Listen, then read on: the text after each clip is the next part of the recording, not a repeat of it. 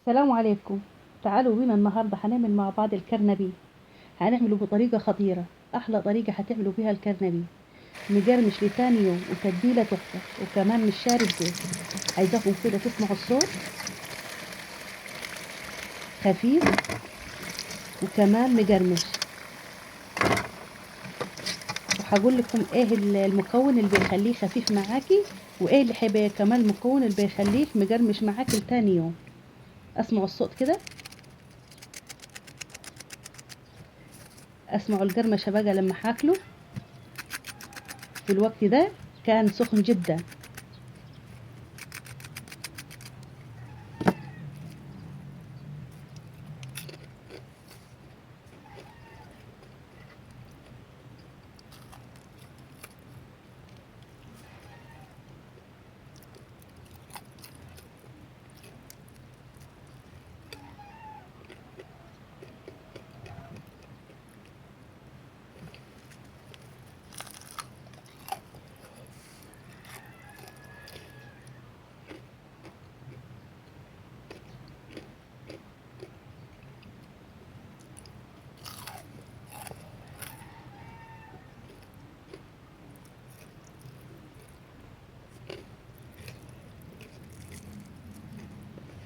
خطير خطير خطير.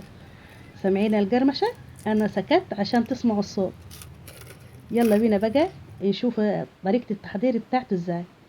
أول حاجة هنا معايا كرنبيتة، شطفتها كويس ومسحتها فوطة. والكرنبيتة هاتيها تكون ايه مليانة كده، ما تجيبيش فيها فراغات. عايزينها تكون ايه، يعني زي ما بيقولوا لحم لحم، يعني الظهر بتاعها كده مليان. أنا الكرنبيتة دي طبعا كبيرة، مش هاخدها كلها، مش هستخدمها كلها، اللي هفرز منيها. تمام، بس طبعا ايه انا بفرزه، يعني مش مستوي خالص، مش مسلوق. تمام، ادي الكميه اللي انا خدتها منيها، وهي دي انا ايه اللي هعملها. هنا يا حبايبي اللي هطلع ايه بالسكين كده هطلعها وردات وردات. شايفين كل ما يكون الحجم صغير بيبقى حلو ومناسب جدا، وشكله كمان بيبقى حلو وشيك. تمام. على فكرة العرق ده اللي من فوق أنا ده بستخدمه، ده في آخر مية السلق.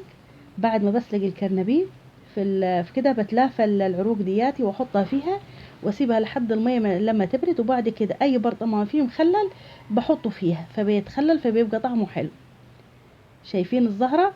او الحجم اللي انا عايزاه هو دياتي، انا بحب الحجم الصغير ده، ده بيبقى خطير في القرمشة كمان. اهدي اللي انا بقولكم عليها، بسلقها كده بخليها في مية السلق لحد المية لما تبرد، وبعد كده في اي علبة من علب المخلل اللي عندنا في البيت، وناجي ايه حاطينها فبيتخلل فيبقى طعمه حلو. هالعرق دي. تمام. هنا بقى ايه، بقسمها وردات وردات اهي زي ما انتم شايفينها. ودي كبيرة اللي هقسمها كده بالسكين. هنا حبايبي خلصت ايه الكمية اللي انا خدتها منها، وباقي الكمية حطيتها في كيس ودخلتها الفريزر. انا لما بخزنه في الفريزر ما بخزنوش مسلوق، بحطه يعني ني زي كده في الاكياس. هنيجي هنا بقى عندي حلة على البوتاجاز فيها مية، هنزل بمعلقة صغيرة من الكمون ومعلقة صغيرة من الملح. الكمون ده بيخلي الكرنبيت مليش اي ريحة زفارة. هنزل بقى ايه بالكرنبيت بتاعي، وبمجرد يعني بعد ما تغلي المية كده، اللي هتعدي كده 7 دقايق، وبعد كده اللي هتطلعيه وتطلعيه على صينية وتفرديه. ما ينفعش تحطيه كده في بولة ولا حاجة، علشان ايه هيكمل سوا معاكي. لازم تفرديه على صينية علشان ما يستويش معاكي اكتر. هنا بقى حبايبي معايا الكرنبيت استوى، بس مش السوى الكامل، علشان انا عايزة فيه حتة القرمشة، مش عايزاه يكون يعني مهري معايا، لا. ولو اتهرى معاكي حطيه في مصفى وانزلي بقى حطيه تحت الحنفية بقى على مية جارية. لو حسيت انه هو استوى جامد معاكي، بمجرد ما هتحطيه ويغلي، المية هتغلي، عدي 7 دقايق كده وبعد كده طلعيه. هنا حبايبي تعالي بقى هنعمل التتبيلة بتاعتنا. هنجيب البولة بتاعتنا، هننزل بحبيتين بيض، وهننزل بالتوابل بتاعتنا اللي هي ملح وفلفل وكمون وتوم بودر وكركم وكاري وبابريكا. من كل نوع معلقة صغيرة. وهنا عندي بقدونس فريش، وعندي شبت وكزبرة مفرزاها فأخدت منها شوية. واللي هنزل بكوبايتين من الدقيق، واللي هنزل بمعلقتين من النشا، وهنزل كمان بمعلقة صغيرة من البيكنج باودر. طبعا حطيتها مع التوابل دياتي وانا ما قلتهاش. معلقة صغيرة بيكنج باودر حطيتها مع التوابل. ونزلت هنا بقى ايه بكوباية، وبعد كده رح انزل بربع كوباية من المية، يعني هتاخد معايا كوباية وربع من المية. رح اقولكم تاني على مكونات الخلطة. 2 بيضة، 2 كوب دقيق، ملح، فلفل، كمون، كزبرة، كاري، بابريكا، كركم، توم باودر، بيكنج باودر. كل حاجة منها معلقة صغيرة، وطبعا كوباية وربع من المية. ولحد تقلبيهم كويس لحد ايه ما نوصل للقوام المطلوب، وانا اللي هوريهولكم.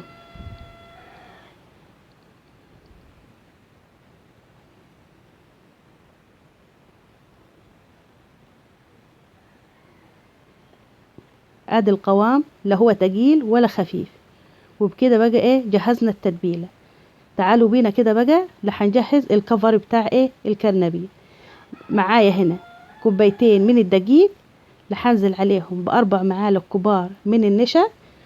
طبعا البيكنج باودر بيخلي معايا الكرنبيت خفيف، والنشا بيخليه مقرمش وكمان ما بيشربش زيت. اللي نزلت هنا بمعلقة صغيرة كركم، ومعلقة صغيرة بيكنج باودر، ومعلقة صغيرة ملح.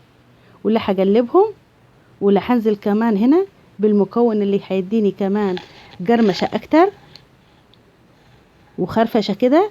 هتكنك ايه بتعملي كنتاكي، اللي هو معلقتين بقسماط. ولو عندك فيجيتار ممكن تستبدليه، يعني بدل البقسماط تحط فيجيتار. ادي هنا قلبناهم كده بقى ايه خلصنا الكفر بتاعنا. ادي هنا معايا الكرنبيت بتاعي برد تماما، وادي الخلطة، وادي كمان الكفر بتاعنا بتاع ايه الكرنبيت. كده هناخد ايه حبة من الكرنبيت هننزل فيها بالخلطة،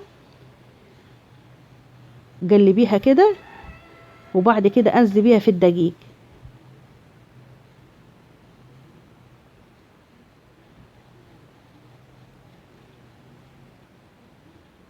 عايزاكي بقى الخطوة دي مهمة جدا، تقعدي تقلبي فيها الفترة طويلة. يعني خدي لك كده دقيقتين 3، وانت بقى ايه تغلفي حبة الكرنبيت كلها علشان يطلع معاكي مقرمش كويس زي انت ما شفتيه في اول الفيديو. وكمان ما هيشربش معاكي زيت، وهيطلع شكله زي الكنتاكي بالظبط، كأنك بتاكلي كنتاكي. غلفيه كويس جدا زي ما شايفين كده، ما تقلقيش عليه. شايفين شكله اهو. انفضيه وحطيه كده في طبق، وخلصي بقى الكمية اللي انت محتاجاها. انا طبعا الكمية دي مش هعملها كلها، انا هعمل على كد الوجبة بتاعتي، والباقي بقى اللي هخليه محل ما هيجوا يعني من الشغل كده او من المدرسة، اللي هعمله لهم سخن وياكلوه. انا بس كده اللي هعمل الاول على كد اللي قاعدين في البيت، اما الباقي بقى اللي هعمله لما يجوا اللي هيجوا من الشغل واللي هيجوا من المدرسة اللي هعمله له عشان ياكلوه سخن. واما وباقي الكرنبيتة الاولانية زي ما قلت لكم انا حطيتها في كيس ودخلتها الفريزر. ادي حبايبي هنا خلصت كل الكمية اللي انا محتاجاها. طبعا كمية الكرنبيتة اللي انا عاملاها دي كتيرة، انا عملت على كد ايه الفيديو بس. بعد كده الباقي حطيت دخلته التلاجة اللي هي بتاعة المطبخ التبريد، ومحل ما هحتاج كده اللي هعمل للاولاد. هنا عندي طاسة فيها زيت غزير ويكون سخن، والنار تكون وسط، ما تكونش النار لا هادية ولا عالية، النار تكون وسط والزيت يكون غزير وسخن. وهتنزل كده بحبات الكرنبيت، وما تقلقيش ما تقلبيهمش دروكيتي، خليها تاخد خليها تتماسك كده من تحت، وبعد كده قلبيها.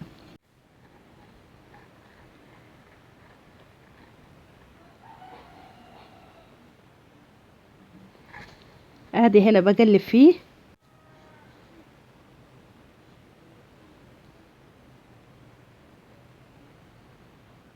معلش عاد الفيديو طويل، بس صراحة يستاهل، علشان حبايبي ايه البنات المبتدئين كده وداخلين اول مرة في المطبخ يشوفوا الطريقة من الاول للاخر.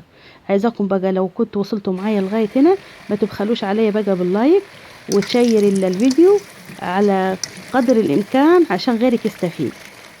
شايفينه؟ عايزاكم تسمعوا الصوت.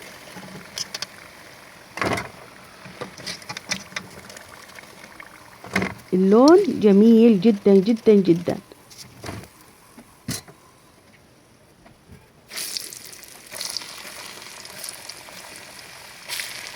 لا هعمل طبعا ايه الكمية نفس الطريقة، وبعد كده هنرجع ونشوفهم مع بعض.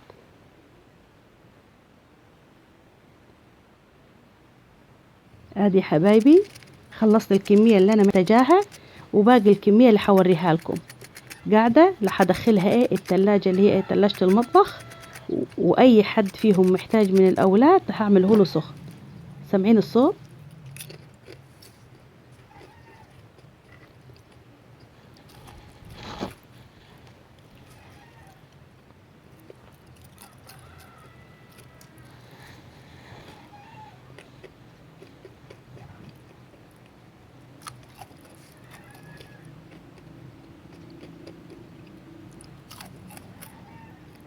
خطير خطير والله، خطير جدا.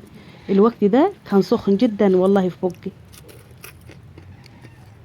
بس والله يستاهل، يعني يستاهل، طعمه جميل جميل جدا جدا جدا. عايزاكم بقى تجربوا الطريقة دي، وبجد والله هتعتمدوها وهتحبوها وهتعملوا الكرنبيت بالطريقة دي على طول.